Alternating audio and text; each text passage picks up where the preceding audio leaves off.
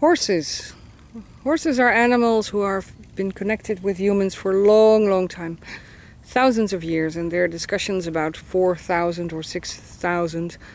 Anyway, I know pretty well for sure that 4,000 before the counting of the years, people and horses have been together. So that means that we have a lot of experience in being with horses. So there should not be any trouble anymore. Well, I have to say to you, and I have to disappoint you, because there are still trouble. There are still a lot of trouble with humans and horses. And most of the trouble are, this is our little guy who is 80 centimeters high and who is very hard to see because he's so small. Most of the trouble are not because of people don't like horses, because we love them and we buy them, and you can buy them very easily. It's very easy to find yourself a horse nowadays. Every kind you want, papers, no papers, and blah blah blah.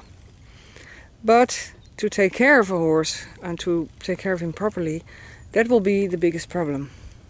I'm going to turn the camera around because behind me we have such a horse, which is a horse of somebody who had some issues. Actually, the owner said there were no issues at all. The only thing that was necessary was to ride this guy.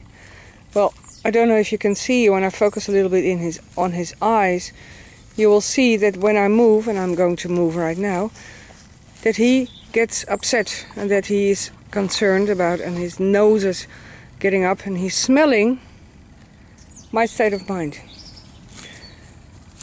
So what's the issue of this horse? The issue of this horse was that he has a very big fear, as you can see, for humans.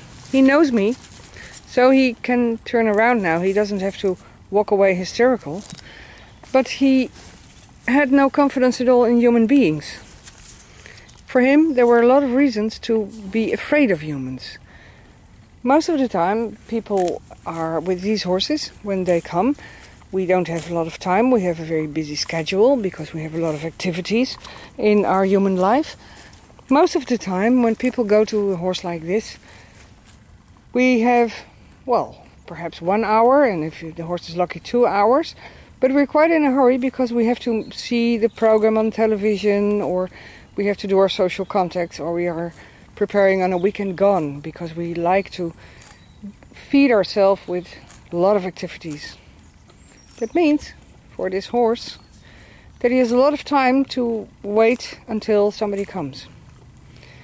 But it also means that when human approaches a horse like this, that the human wants something from this horse, that there's never been, or never is quite a long time, it's only when you die, then you say never, but that he doesn't have any experience with humans who come to him and don't want anything from him. So those experiences will definitely feed his fear.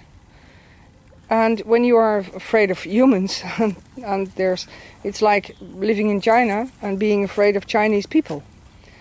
Just imagine that you walk on the street and what do you see? Chinese people, and you're so afraid of Chinese people. Well, for him it's the same. I think, and I'm very self-assured in that people ought to be horses' best friends. And to accomplish that, there's only one way of accomplishing that. Make sure that the knowledge we had from so long, I'm stepping a little bit back because he's not filling the video screen anymore. We can look back on these experiences of other people. And these experiences, many of these experiences have been so good.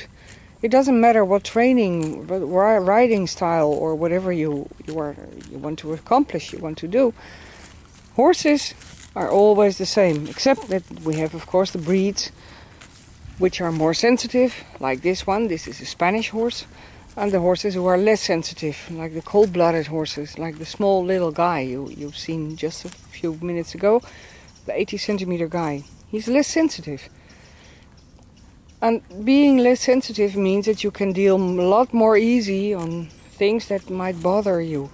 this horse, for instance, if I just move slightly, he will respond right away. So, if you take the brain of a horse and you know that a horse is an animal who has to learn quite a lot, then we have to make it possible for us and for the horse that he gets good lessons. One of the lessons with horses who are sensitive and who have bad experiences is people are okay, people are all right. And with horses, that's what makes them a little bit difficult for many people to understand, because we are in a hurry, we are in a big rush, and we have to fill our agenda, and if we skip something we have to call again, and etc, etc, etc. One bad experiences needs 100 good experiences to have a way to change bad behavior. That's quite a lot, isn't it? That means if you go to your agenda, if you have a horse and you put him in a stable where they take care of the food of the horses and the movement, like in the field, that means that you will have to, when you have a bad experience, that you will have to be 100 times with your horse again with good experiences. So if something has went wrong, I definitely believe that you have to should have to search for professional help. And this is now work for beginners. This is work for professionals who know exactly what to do and who don't claim to have one training method or one way. This is something you have to do with your feelings, and only professional people are able to feel like a horse. Hope you enjoyed this video, and if you didn't, I'm very sorry. I can't make it everybody very happy.